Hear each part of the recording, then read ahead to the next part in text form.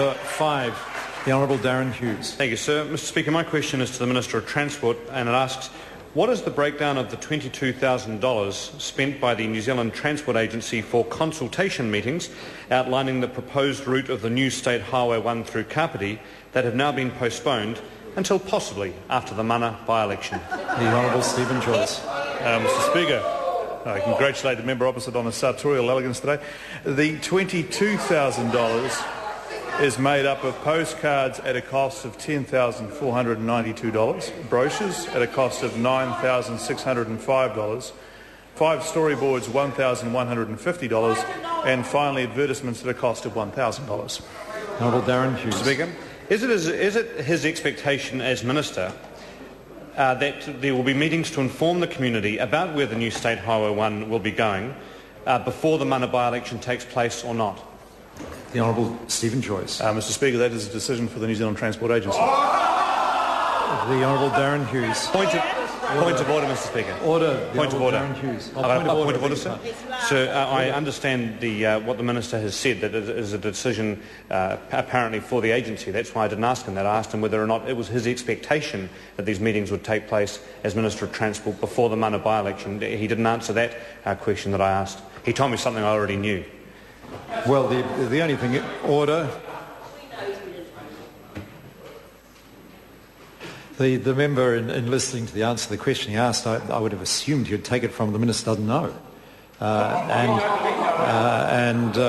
If he's telling the House that someone else makes the decision, he doesn't know. Now, if I'm wrong on that, the Minister should correct that perception. The Minister is indicating that's the situation. The Honourable Darren Hughes. Supplementary question, Mr. Speaker. Have any national MPs contacted him to complain about the agency's decision not to release this information this week as planned? Mr. Speaker, no MPs have contacted me to complain about the delay in the decision or, in fact, contacted me since the decision has been announced. The Honourable Darren Hughes. Mr. Speaker, will the Minister come to a meeting being held in Kapiti tonight at Southwoods Theatre in Paramu at 7 p.m. to explain to local people why this information about where State Highway 1 is going to be going is now being withheld from them? The Honourable Stephen Joyce. Mr. Speaker, no, I won't, but the point is that the decision is made by the Transport Agency. And I think they're in the situation where they're balancing the obvious desire for timeliness with the obvious desire for certainty as to where the route goes. Gareth Hughes. Mr. Speaker, to the Minister, does he really expect the voters of Mana to believe that he wasn't involved in the decision to pull this meeting to avoid announcing that the homes will be destroyed by his uneconomic motorway in the middle of the Mana by-election?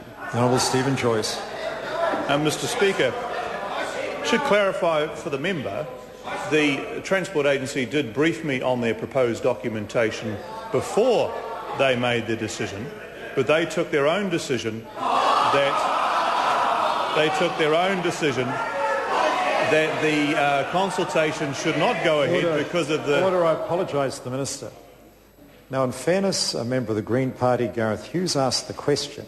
I doubt he can hear the answer because of the noise of the Labour Party front bench. That's not fair. I asked him to be more reasonable when another party asks the supplementary question. Honourable Stephen Joyce.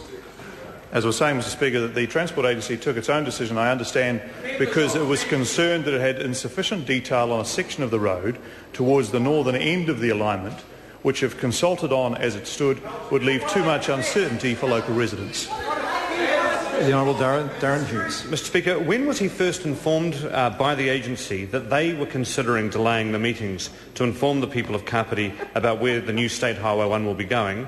And when was he informed that they had finally made that decision? The Honourable Stephen Joyce. Mr. Speaker, the chairman of the agency spoke with me on the weekend of the 31st of October. They made the decision, I understand, at a board meeting on the following Monday. Question number 6, Catherine Delahunty.